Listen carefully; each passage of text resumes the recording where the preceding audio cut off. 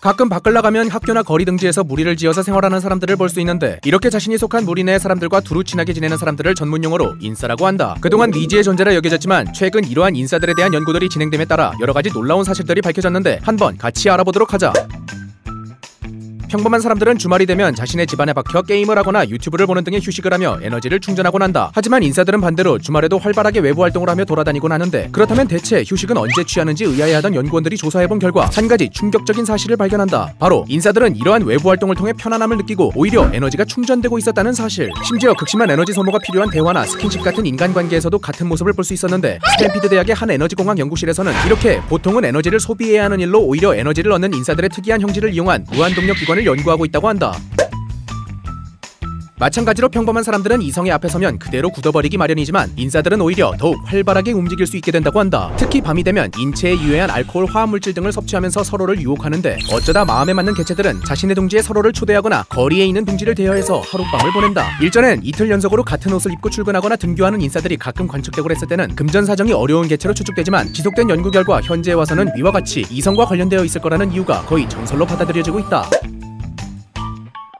놀랍게도 인싸들은 미용사들이 말을 걸어오는 걸 두려워하지 않고 즐긴다고 한다. 개중에는 오히려 먼저 미용사에게 말을 거는 개체도 존재하는데, 이러한 행위에 대해 명확하게 밝혀진 건 없지만 대화를 통해 에너지를 충전하는 그들의 특성상 머리를 깎으면서 동시에 에너지까지 충전할 수 있는 방식으로 진화한 결과 나타나는 현상이 아닐까 하고 추측되고 있다.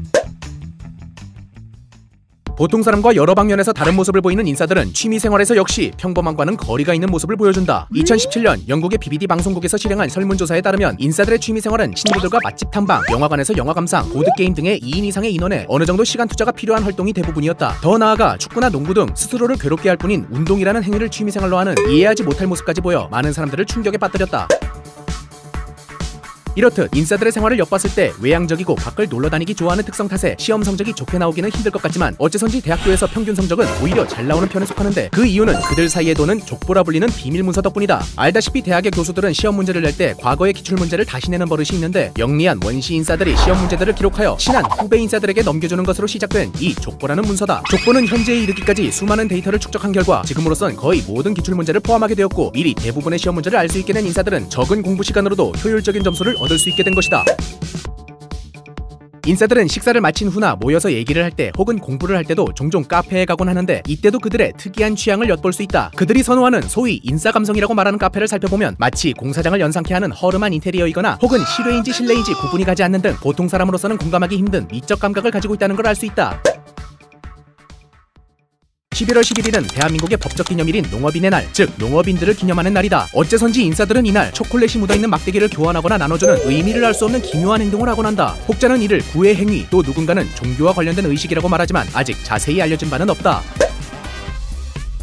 인싸들은 커뮤니티 사이트를 즐겨하지 않는다. 하지만 그렇다고 그들이 인터넷을 자주 사용하지 않는다는 것은 아닌데, 대신 그들은 페이스북이나 인스타라는 SNS 사이트에서 주로 시간을 보내곤 한다. 그들은 이러한 사이트에 자신들이 하고 있는 일, 먹은 음식, 타고 있는 차, 살고 있는 집, 키우는 고양이, 안 키우는 고양이, 개, 꽃, 나무, 여행지, 식당, 가게, 맛집, 친구, 영화표, 오토바이, 자전거, 술집, 화장실 등등 아무튼 자신들과 관련된 모든 것을 찍고 기록하여 올리는데, 이 역시 무슨 이유인지 목적은 정확히 밝혀지지 않았다. 다만 전문가의 분석에 따르면 이러한 압도적인 양의 정보 기록 때문에 먼 훗날 고고학자들이 지금 인류의 생활 방식을 추측할 때는 아마 인싸들의 생활만 기록하여 역사에 남게 될 것이라는 암울한 전망을 내놓기도 했다.